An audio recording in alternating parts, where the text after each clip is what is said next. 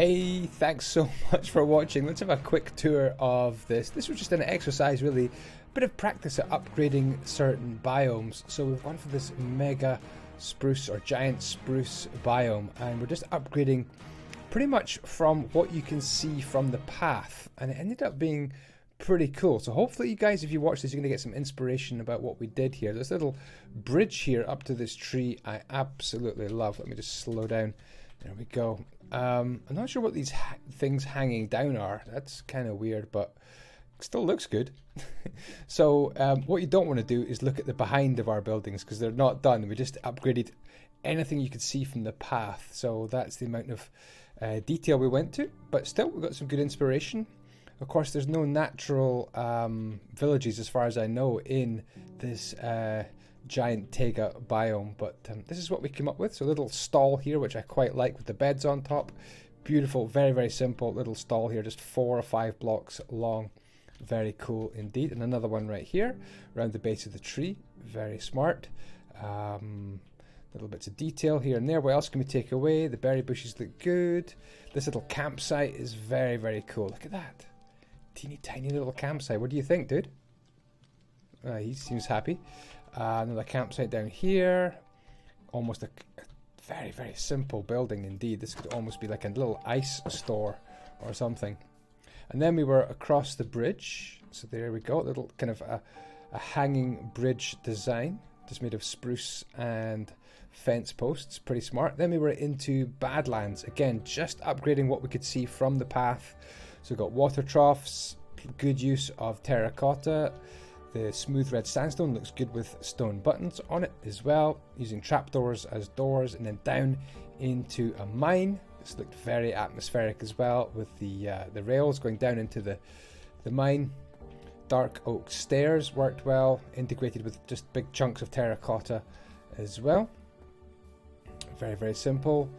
Good use of campfires for kind of awnings or overhangs as well. Little shops and stores and flat roofs really lend themselves to the Badlands area, as does a big water butt as well. Of course, llamas would feature heavily in the desert, you'd imagine.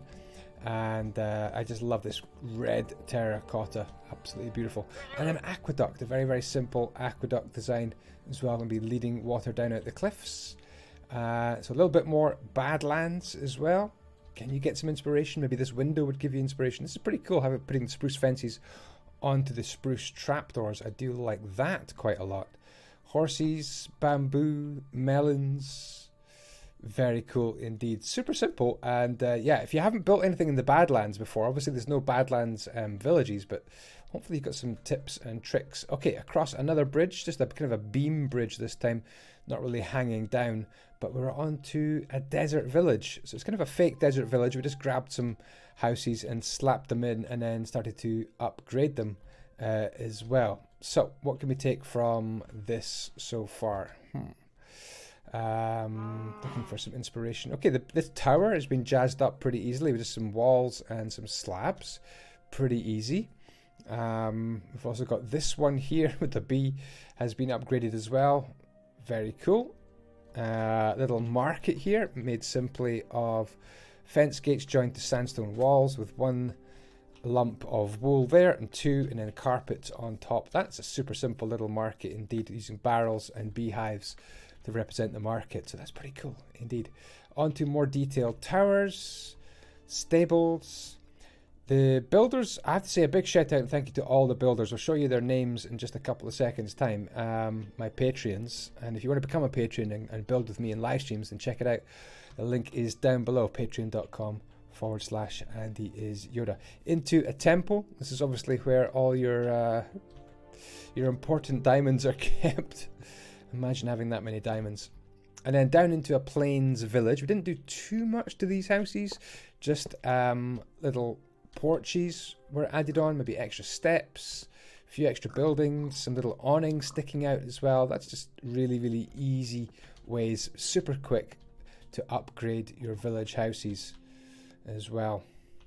Really, really easy, just tiny little details done here and there as well. There we go. This guy's so cool. Is he like a trader or something? There's like an illusioner running around here somewhere who's got a very cool blue jacket on. The church got a tiny little makeover.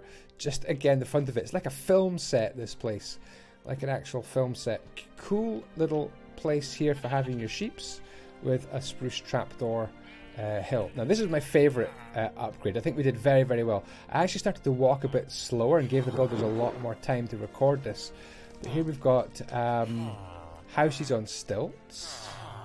Very cool. This is the swamp biome upgrade. And yeah, little walkways up and into your house is pretty smart as well. Little wagons, soul fires, but just houses raised on stilts. And using banners to represent walls is a good idea, because it feels like it could be hot and sticky and humid on a swamp as well. Beautiful little design, this house. Love that. Look at that. The coolest little swamp house ever. That's so sweet. Look at that. Very, very simple. Maybe a little watchtower or something up here. Storage, warehouses maybe. And then across to more places using good use of spruce trapdoors as well. This house is so cool. It's tiny. Don't know what that would be. Maybe a prison. More villagers. And then we went a bit crazy. We actually ended up building a couple of more houses. A few more houses on stilts. And then a swamp temple. What do you think of our swamp temple? Not completed in 2 of the axes, but kind of completed kind of only in this direction as well. Well overgrown as well, but I love the swamp temple. It was just a fun thing to do. I hope you got some inspiration from that. Let me show you a list of the builders. We'll retrace our route through desert, through Badlands, back to giant Taiga forest, and give a shout out to the builders. So we have Potato Skin. We have Weird Person Shula. who typed that sign out? Dreadspine, Bluetooth, Uki, Gary, a pirate. I think that's Potato Skin getting his second mention there. And we have Pat, JJ, and JD. Thank you so much indeed for building this. I hope you enjoyed it. Thanks so much for watching. Take care for now. Ciao, ciao, the blocks. Be with you.